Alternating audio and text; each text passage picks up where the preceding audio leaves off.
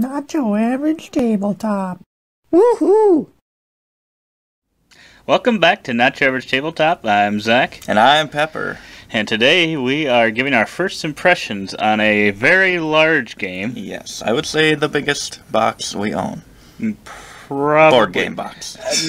Probably not thickest, is it? Yeah, not the deepest. Or deepest, yeah. I think it makes up for that by how long it is. Mm-hmm. That's all. So it certainly will not fit in one of our Calyx shelf boxes. Will not. It's to go on top. Yes. But yeah, that is Mechs versus Minions, and it's based off the League of Legends game, I think, or yes, kind of the lore in that. And neither one of us have played League of Legends, so we don't know too much about any of that. Yeah, did not really have any expectations based off of that. Right. But this one is in the Board Game Geek Top 100, right? Yes. Yeah. I knew I had heard of this one, I think, from some of the Dice Tower Top 100 lists, or maybe just Tom's, I think it was. I think it's in a couple I think Roy's had it at times. Yeah, so I'd heard it mentioned before, but I guess I don't know if I realized that it was one of the top 100. Mm-hmm. I'm sure I probably saw it, but I didn't remember that off the top of my head. But yeah, what were your hopes or expectations going into this one?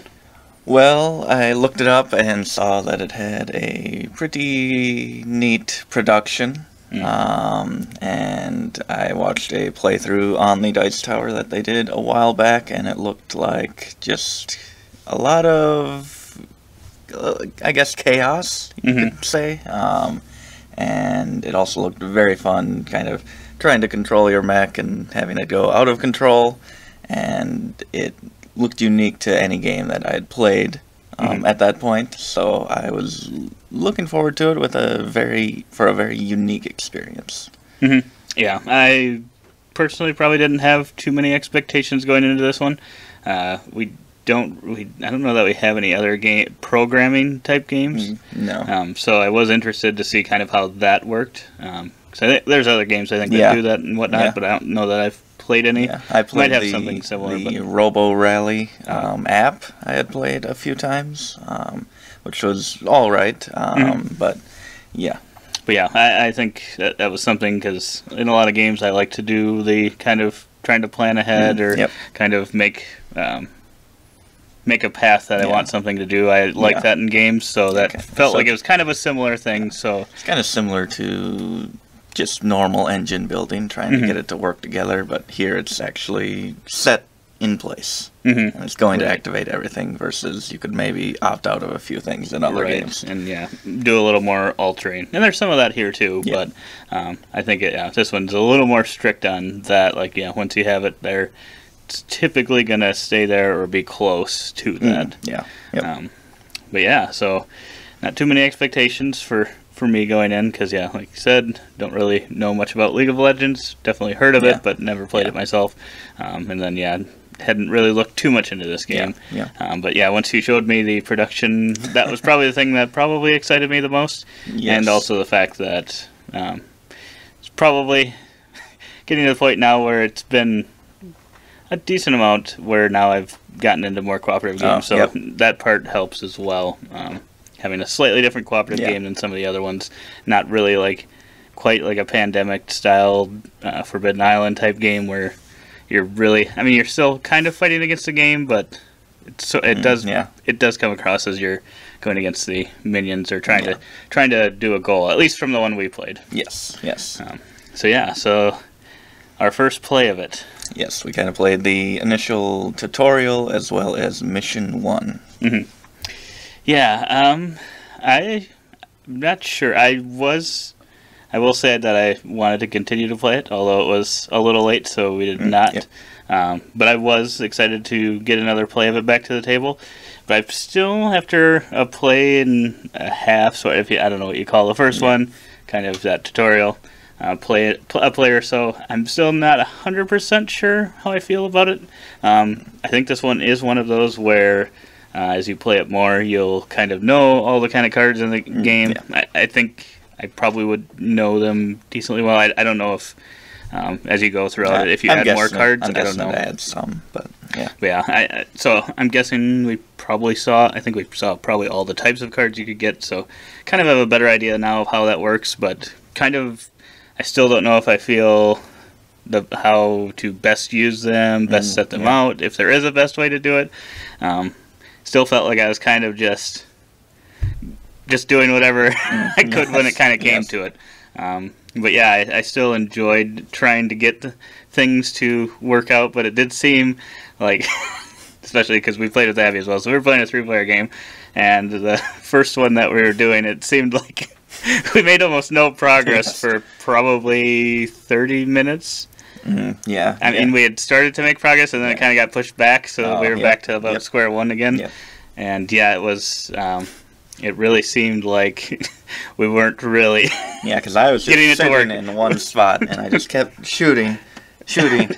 I was killing 2 minions a time, but I was not making any progress towards the goal. Right, yeah. I think we were able to at least maintain getting rid of the minions, but everything else, like the actual goal of the game, we were not making any progress, so it kind of felt like, it just kept kind of going back and forth, and like you were just staying in place, and I think Abby was kind of going back and forth too, where we were killing minions, but we weren't really doing much else, like actual goal related. So, yeah, I think I'm still kind of mixed on it. I don't know, with more plays, I think I would be able to better determine how I felt on it more. And I'm guessing, that was just one mission. I'm really looking forward to kind of seeing what those other ones, what you have to do for those and stuff. Going into it, I knew it was kind of an older game. So I didn't know how it would hold up, although like you said, we don't really have much experience with programming games, so I don't know what I would even compare it to. But yeah, after that first play, like you said, it was chaotic. It took a while to get it going, but I think that's probably what they're going for with the game. Because if you just succeeded on your first attempts at everything, it would just be a cakewalk. And I really loved the satisfaction that came when I finally did get my movement and kind of got behind this bomb and was able to start pushing it towards the goal, actually, when the engine started working. It's just a moment that it clicks, and kind it's of once so it did, satisfying. It only took like 2 or 3 turns once you had it pretty much figured out.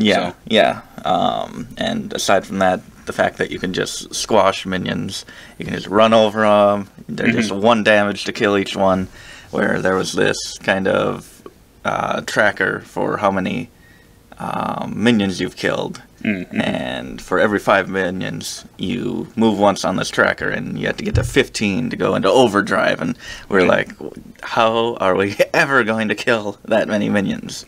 But once the first set of minions spawned, because all of them moved off of their spawn points and they respawned, so you go through a lot of minions in this game. It makes sense why there are 100 of them in the box. Because I was wondering about that at first, especially when we were doing the tutorial. It didn't seem like it was that many, but they didn't re-trigger, and there weren't that many to start off with. So, yeah, that was definitely like, oh boy, there are quite a few of those. So you got to kind of keep them down, otherwise they're going to get out of control. I think I do like the fact that you can run them over versus having to actually kill them with the attack type style cards, because otherwise I think that would make it a lot more difficult. Especially if it was just like maybe pushing them back or something. Then I think that I think they made the right choice. I just love that you just feel so powerful in the game, and I really enjoyed the game, and I cannot wait to play it again. So I guess what does that leave you at for a rating? For what I wanted this game to be, it was everything I wanted it to be, so I am going to give it a 10 out of 10. It met and exceeded my expectations. Nice. Interesting.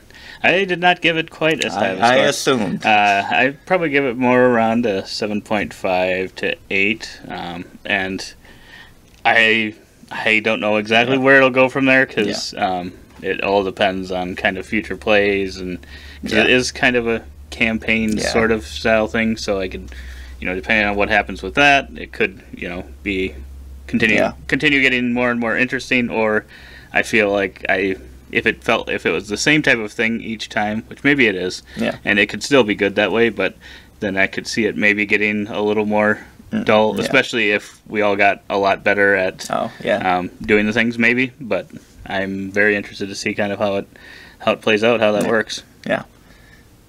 So yeah, I think that both definitely satisfied with playing the game and willing to play it some more. For sure. He definitely enjoyed that experience a little more than I did, at least. But yeah, that is Mechs versus Minions. If you've made it this far and liked what you saw, definitely give us a thumbs up.